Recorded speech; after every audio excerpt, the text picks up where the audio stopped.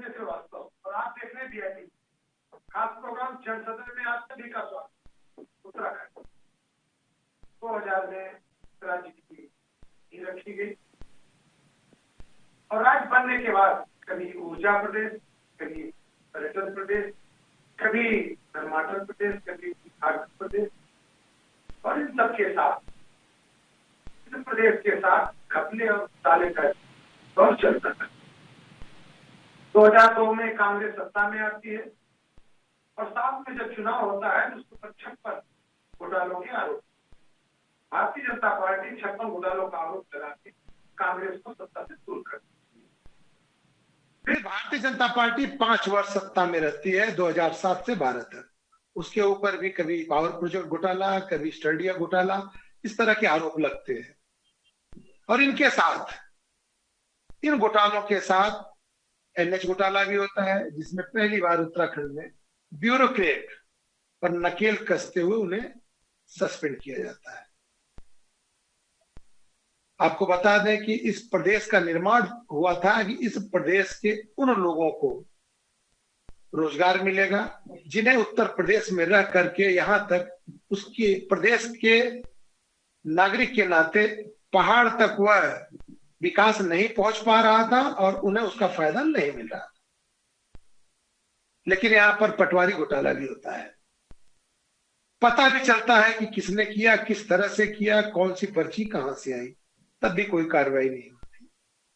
ताजा मामला एम्स घोटालों का अड्डा बन गया है। एम्स जब नाम आता है तो लोग कहते हैं कि इलाज के लिए एम्स में चलो।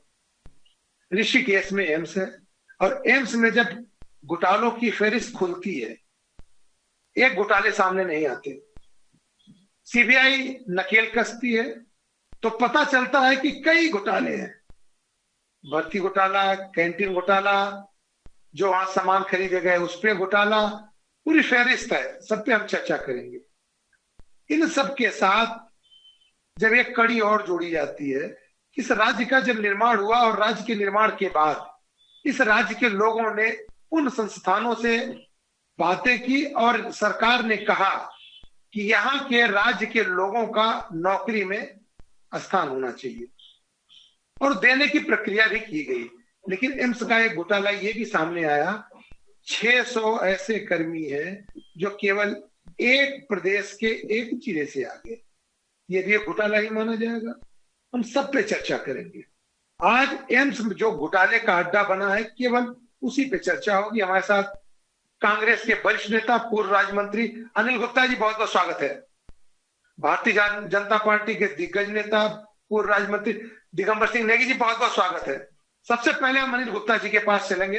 अनिल जी, ये घोटालों का जो दौर चल रहा है, अगर कहा जाए तो ना तो कांग्रेस और ना तो भाजपा इससे अछूती है, किस नजर से देखा जाए?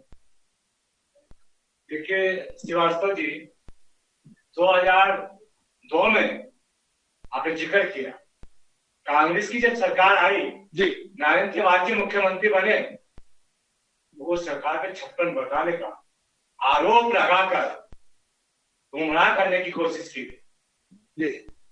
वरना आपको 5 साल का कार्यकाल मिला, 56 घोटाले में से एक घोटाला भी जनता के सामने ला देते तो 56 घोटाले का आरोप पे कहीं न कहीं विश्वसनीयता आपकी झलकती, लेकिन ऐसा नहीं हुआ। उसके बाद जनता ने फिर कांग्रेस को मौका दिया, फिर आपने वही जो है आप रखना शुरू कर दिया भ्रष्टाचार का। जीरो टॉलरेंस, केंद्र की सरकार भी जीरो टॉलरेंस, स्टेट की सरकार भी जीरो टॉलरेंस। लेकिन आज जीरो टॉलरेंस की सरकार को एक बार फिर गुमराह होते हुए उत्तराखंड की जनता ने आपको सेवा का मौका दिया और उसके बावजूद आपकी जीरो टॉलरेंस सामने दिख रही है। 600 भर्तियां एक ही जगह से, क्या सरकार सोई भी थी या हमारी एजेंसियां सोई भी थी? और उस विभाग में, जिस विभाग में हमारे स्वास्थ्य की नींव रखी जाती है, हमारे उत्तराखंड राज्य की स्वास्थ्य की एक साइंस ली जाती है।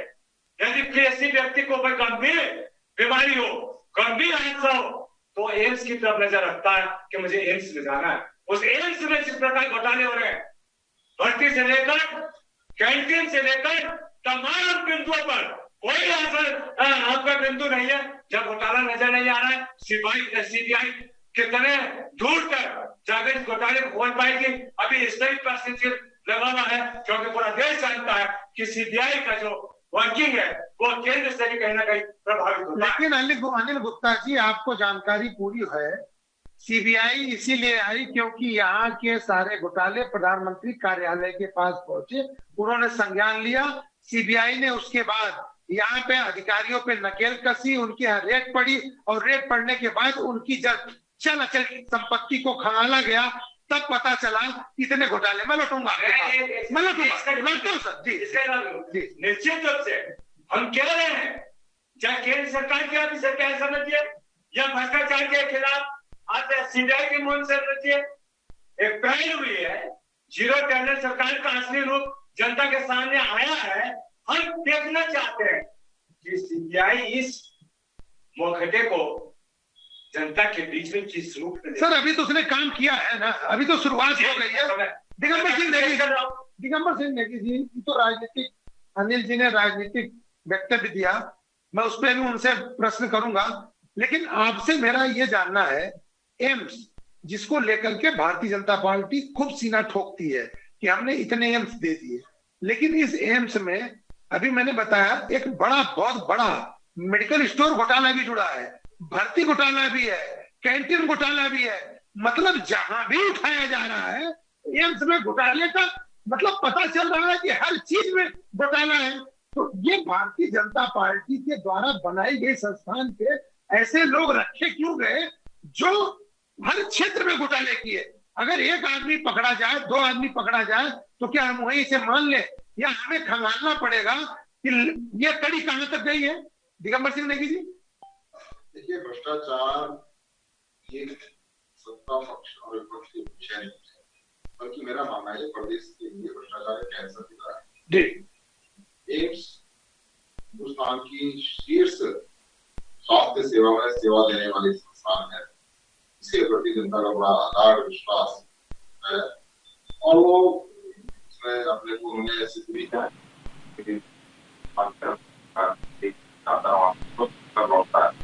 और वहाँ बिल्कुल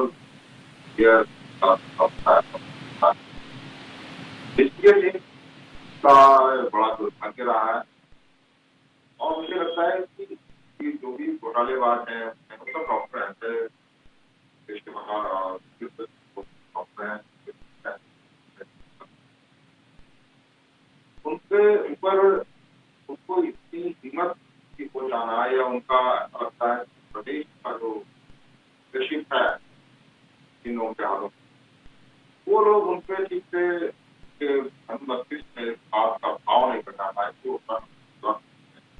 और यहाँ पर उनको को सजग और सतर्क रहते काम।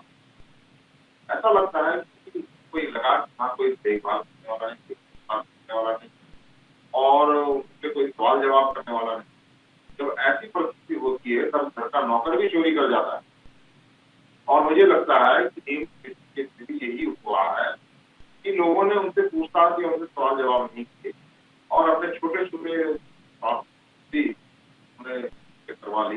इस कारण से वहाँ के डायरेक्टर और बाकी जो एचओडीज हैं, जो बाकी लोग, वो संतुष्ट हो गए, और उन्होंने इतना बड़ा घोटाला डाला कि किसान सही बात है। दिगंबर जी, आप तो बड़ी अच्छी तरह से जानते हैं क्योंकि आप लोग वहाँ के लोगों को मदद करते हैं।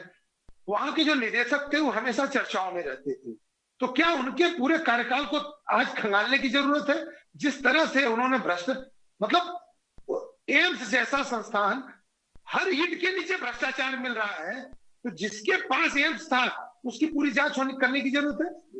जांच होनी चाहिए और एक एक पहलू की जांच होनी चाहिए, यहाँ तक कि उसकी जो बिल्डिंग का कंस्ट्रक्शन है, अगर आप उसको देखिए लगता है कब कौन सी टाइप सिर पे गिर जाएगी, उसको देख के लगता है। आप कोई भी अंधा आदमी भी, अनपढ़ आदमी भी, अनभिज्ञ व्यक्ति भी जब उस बिल्डिंग को देखेगा पहली बार, तो उसको लगेगा अरे बाप रे, इससे थोड़ा दूर हो, अब उसकी कोई टाइम जो बाहर दीवारों में लगी हुई है, इसके सिर पे कई बार उससे टाइम खड़ी हुई चुकी है। ऐसे वाक्य वहां देखने को आ रही, जगह जगह दीवारों में किरण साफ नजर आती है, बिल्कुल नया बिल्डिंग है, लेकिन देख करके नहीं लगता कि अभी मतलब नई बिल्डिंग यहाँ पे। सही बात है, उसके अंदर तो 2 हॉस्पिटल से भी ज्यादा खराब पूरा हाल है। सही बात है, जिस तरह से लोग दुहाई देते हैं कि एम्स में चले जाइए, तो एम्स में जब नाम आता है तो दिल्ली के एम्स से ही तुलना बनती है, और जब दिल्ली के एम्स से हम तुलना करते हैं तो हम सोचते हैं कि वही सारी चीजें मिलेंगी, लेकिन जब यहाँ पे हम रूबरू होते हैं ऋषिकेश के एम्स से तो पता चलता है कि जमीन आसमान का अंतर है। अनिल गुप्ता जी, आपने बात की कि 2002 में आप 2002 से 2007 तक आप लोग थे, आपके ऊपर 56 घोटाले लगे। 7 के बाद जब भारतीय जनता पार्टी 12 तक चुनाव थी, 12 में आप भी 256 घोटालों की एक लिस्ट आपने जारी किया था। उस 256 का अगर 1% भी देखा जाए 2.5 वो भी घोटाले तो नहीं निकल के आए साहब। देखिए भाजपा के कार्यकाल में और कांग्रेस के कार्यकाल में फर्क। कांग्रेस के कुछ नेताओं ने जो आरोप लगाए थे घोटाले को लेकर, वो उस कार्यकाल में भारतीय जनता पार्टी का अंग बन वहां चले। उसके बाद कांग्रेस के नेतृत्व को जिसको भागवत सौंपी, उस समय सबसे बड़ी आपदा प्रदेश में केदारनाथ आपदा, उसके लिए काम करना था। भविष्य नहीं दिख रहा था। लोग कह रहे थे 30 साल लग सकते हैं, 40 साल लग सकते हैं, लेकिन तत्कालीन नेतृत्व हरीश रावत जी की नीति आती कि उन्होंने ब्यूरोक्रेट को लेकर इस तरह से एक माहौल बनाया कि 1 साल के अंदर केदारनाथ में उन्होंने ऐसी व्यवस्था करी कि यात्रा का शुभारंभ कर दिया। एक नया उत्तराखंड का दृश्य उन्होंने किया। उस समय घोटाले से दिमाग हटकर हमारे सामने उस चुनौती का सामना करने का एक मुद्दा। उसके बाद मुद्दे पे आ रहा हूं, उसके बाद हमने काम फिर शुरू किया। आप जानते हैं राष्ट्रपति शासन किस तरह से लगा दिया गया, किस तरह से तोड़फोड़ हुई। अब जो स्थिति है, आज हमने ये सोचा था कि उत्तराखंड में जिस तरह से इनकी स्थापना हो रही है, तो यहाँ के लोगों को स्वास्थ्य सेवाओं के लिए पीजीआई का मुंह नहीं देखना पड़ेगा, दिल्ली का मुंह नहीं देखना पड़ेगा, यहाँ पर हमारी व्यवस्थाएं हो जाएगी। लेकिन दुर्भाग्य से इस एम्स के कण कण में जो भ्रष्टाचार दिख रहा है, उससे आज हम संदिग्ध स्थिति में पहुंच रहे हैं कि आज उत्तराखंड में जो स्वास्थ्य का बिल्कुल बचाने की हम बात करते हैं, वो बिल्कुल किस दिशा में बढ़ा। आज यदि हम वहां पर अपना इलाज करने जाते हैं तो क्या भ्रष्टाचार से हटकर हमें निष्पक्ष स्वास्थ्य सेवाएं मिल पाएंगी? क्या हमारे ऊपर वो तो आप जो उससे मंजिल गिरने की बात कर रहे हैं वो खतरा नहीं बन जाएगा? क्या वहां के डॉक्टर हमें उचित उपचार दे पाएंगे? ये तमाम तक आज एम्स में लेकर हमारे यहाँ रेड्डी जी का स्वागत करता हूँ। उन्होंने ठीक है ये कहा कि भ्रष्टाचार को हम किसी राज्य सत्ता से नहीं जोड़ सकते, लेकिन उन्होंने जिला कांग्रेस की सरकार ने ये स्वीकार किया कि निश्चित रूप से इस तरह की कमियां हुई है, इस तरह का घोटाला हुआ। अनिल जी, आपने कहा कि जिन लोगों ने भ्रष्टाचार किया था वो कांग्रेस से भाजपा में चले गए। कांग्रेस में भाजपा में एक मिनट मैंने ये कहा जिन लोगों ने भ्रष्टाचार की आवाज उठाई थी उस समय कुछ मुद्दों को लेकर, वो भारतीय जनता पार्टी का अंग बन गए, इसलिए वो तो आवाज उठा नहीं सकते थे। और जिन लोगों पे जिम्मेदारी थी उन लोगों के पास सबसे पहला प्राथमिकता का विषय था केदारनाथ यात्रा। केदारनाथ की जो पूछूंगा उससे भी बचना था। सर मैं भी पूछूंगा दिगंबर जी से, लेकिन आपसे भी पूछता हूँ जी, जिस शख्स पे एनएच घोटाले का आरोप लगा, भारतीय जनता पार्टी के गोद में जाके बैठ गए, आज पुनः कांग्रेस में आ गए, आप क्या कर रहे हैं उसको लेकर के? देखिए, अगर आप उस व्यक्ति की बात कर रहे हैं जी, तो भारतीय जनता पार्टी की सत्ता है ना, वो करेगी, सुनिए करेगी, तैयारी है, नापेगी। उसका अंग थे, चलो मान लिया कि आपने वहां पे आंदोलन के कारण नहीं किया था, आप तो हमारे साथ है ना, आप सच निकाल के ले आइए। दिगंबर सिंह नेगी, इस बात को दिगंबर सिंह नेगी जी, ये 4 मुख्य यहाँ पे धाम है, बाबा बद्रीनाथ, केदारनाथ, गंगोत्री जी, यमुनोत्री जी, पूरे वर्ल्ड से लोग आते हैं। बाबा केदारनाथ में एक दैवीय आपदा आती है, आपदा आने के बाद पुनर्निर्माण का काम होता है, उसमें भी घोटाले लगते हैं, और घोटाले लगने के बाद एक जिस आदमी पे घोटाले का आरोप लगता है वह आदमी आज भारतीय जनता पार्टी के मतलब शीर्ष व्यक्तियों में माना जाता है। तो आप लोग भी कैसे किसी पे उंगली या कार्रवाई कर सकते हैं सर? देखिए, भ्रष्टाचार जो है वो केवल मैंने पहले भी कहा है, वो एक दो दलीय व्यवस्था में एक ये एक का है और ये पूरे भारत में ग्लोबल फिनोमेना में आता है और ज्यादातर ये इंफॉर्मेशन डेवलपिंग कंट्रीज उन सब देशों में भ्रष्टाचार एक बड़ी लेकिन सर सबसे बड़ी दिक्कत क्या आ रही है जिसके ऊपर भ्रष्टाचार के आरोप लग रहे हैं? आप कहेंगे साबित नहीं होता है, इंस्टीट्यूट जैसा मंत्री हैं, मुख्यमंत्री हैं, प्रधानमंत्री हैं, जो भी आप कहेंगे, लेकिन अगर आरोप लगता है, सिद्ध नहीं हो पा रहा है, ये जुडिशरी पे भी सवाल उठते हैं, लेकिन जिसपे आरोप लग रहा है, आरोप दिखाई भी दे रहा है, उसको भी तो आप अपने साथ लेके ढो रहे हैं। ये जो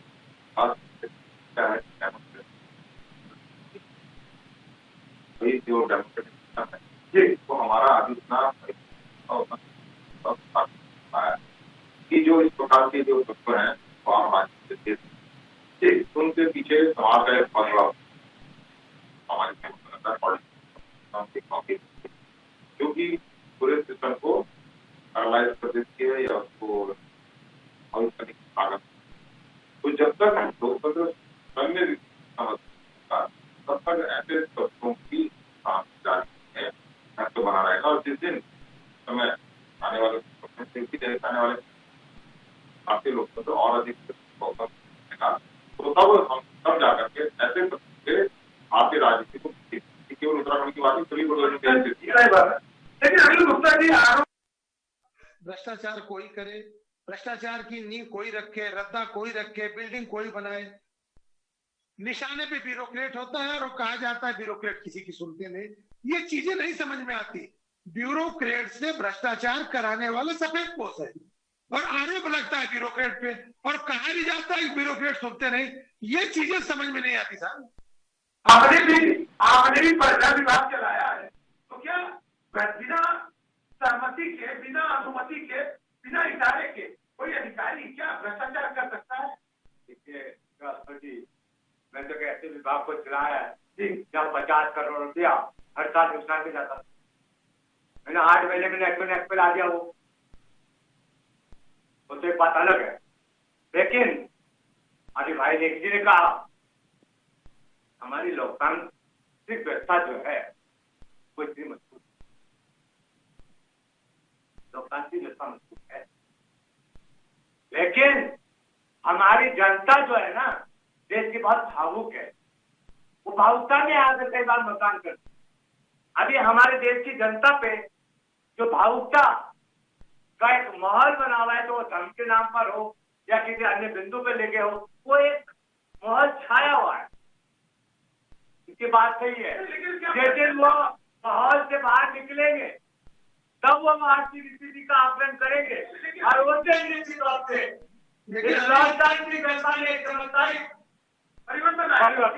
लेकिन भ्रष्टाचार तो किसी व्यक्ति या किसी पार्टी से के दायरे में तो नहीं है ना। ये कहा जाए कि भ्रष्टाचार केवल भाजपा में है, भ्रष्टाचार केवल सपा में है, ये तो आप नहीं कह सकते, क्योंकि भ्रष्टाचार की तपन आप तक पहुंचती है। तो कह रहे हैं हमने कभी जीरो टॉलरेंस का नारा दिया नहीं। जीरो टॉलरेंस का नारा किसने दिया? केंद्र सरकार ने और वर्तमान की राज्य सरकार ने कि हम जीरो टॉलरेंस की सरकार चलाएंगे। एक जो आप जीरो टॉलरेंस की बात कर रहे हैं तो फिर उस पर अमल करिए। हमने कभी ये नहीं कहा कि जीरो टॉलरेंस है, हमने कहा हम भ्रष्टाचार को खत्म करने के लिए जिस तरह हमसे हो सके हम करेंगे।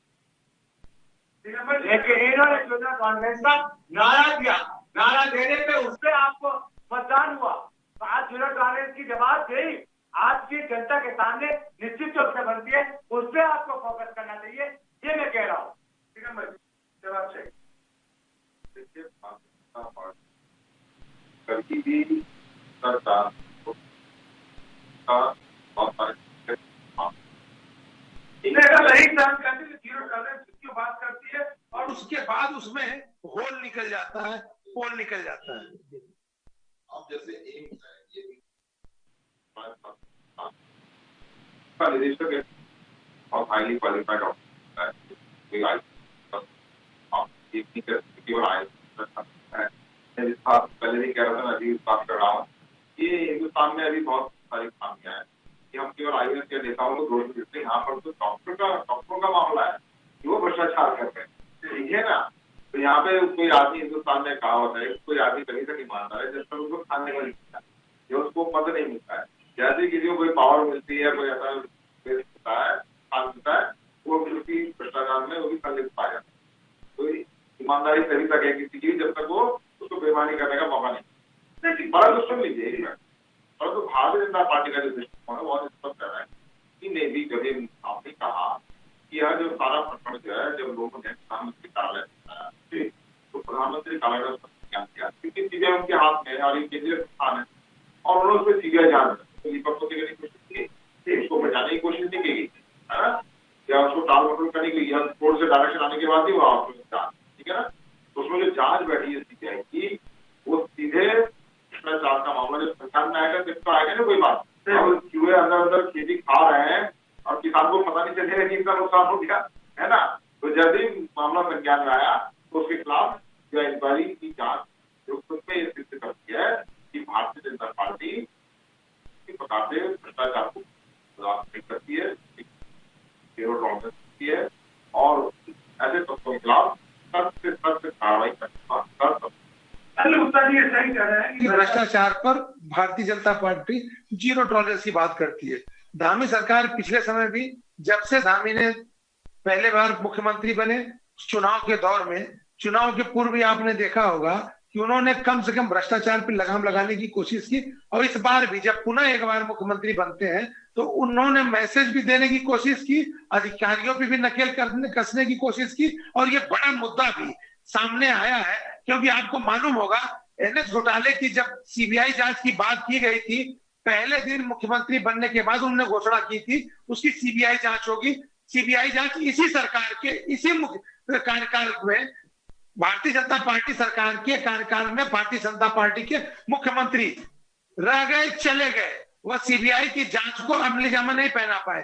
लेकिन अगर पुष्कर सिंह धामी जो कर रहे हैं इसका तो स्वागत करना चाहिए ना सर। कैश हो रहे हैं वो धरातल में आ जाए तो उत्तराखंड की जनता स्वागत। देखिए आप ये देखिए, आपके सामने एक ही जगह 600 बच्चों का आप पे वो फरमान आ गया, घोटाला आ गया, आपने क्या एक्शन दिया?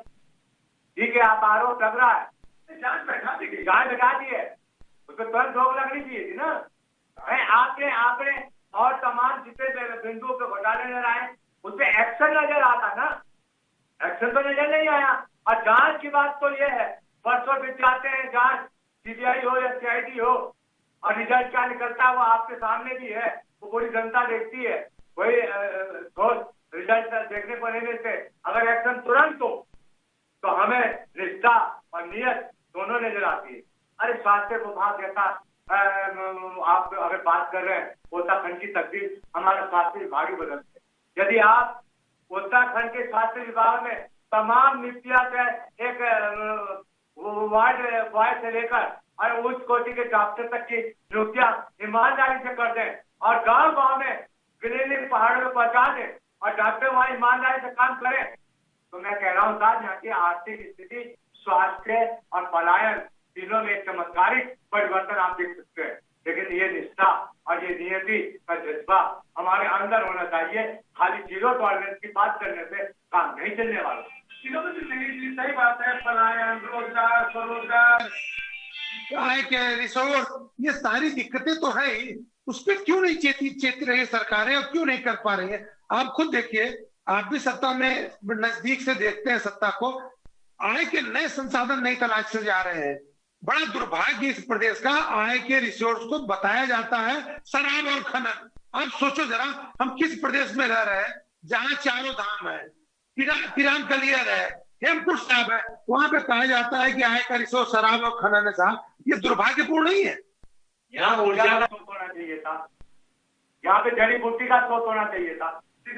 आप खनन और शराब का उद्योग यहाँ पे पर पाने की बात करें, चाहे कोई भी इससे तुरंत एक्शन होना चाहिए था। ठीक है, जो पॉलिसी मेकर्स हैं, ये पॉलिसी मेकर एकदम सही, बहुत सत्य बात। मैं इस बात को कहता हूँ, पॉलिसी मेकर हैं। जी जी जी जी। और जब पॉलिसी मेकर ना करके डायरेक्टर के हाथ दिया गया कि आपने वहाँ पे स्थापित करना करना है और उसकी नीयत ही खराब है, तो आप क्या करें? इसी प्रकार से मैं कहता हूँ कि अभी 2 डीएम को जो है IAS अधिकारियों को भारतीय जनता पार्टी ये भी बताना, राइट, ये भी जीरो टॉलरेंस का एक जीता जाता उदाहरण है। परंतु फॉरेस्ट में सैकड़ों की संख्या में एक बार मानने की जरूरत है। सर्विस कर रहे हैं, करोड़ों रुपए का बजट इनका है, परंतु 20 साल में 20 लाख पौधों की प्लांटेशन नहीं दिखा सकता फॉरेस्ट डिपार्टमेंट। धन्यवाद जी गब्बर सिंह नेगी जी, धन्यवाद अनिल गुप्ता जी। प्रश्न ये नहीं है कि उत्तराखंड में, प्रश्न ये नहीं है कि एम्स में घोटाला हुआ है, प्रश्न ये है कि उत्तराखंड के एम्स में घोटाला हुआ है। उत्तराखंड जिस राज्य का निर्माण बलिदान से हुआ, त्याग तपस्या से हुआ, आंदोलन से हुआ, कई लोग हताहत हुए, बलि चढ़े, और उसके बाद इस राज्य का निर्माण होता है, और उन लोगों को उस राज्य का फायदा मिलने की जगह घपले और घोटाले मिलते हैं। तो जांच का भी विषय बनता है, और ये भी सोचने का विषय बनता है कि जिस तरह से ब्यूरोक्रेट यहाँ पे काम को अंजाम दे रहे हैं, उसमें कब लगाम लगी।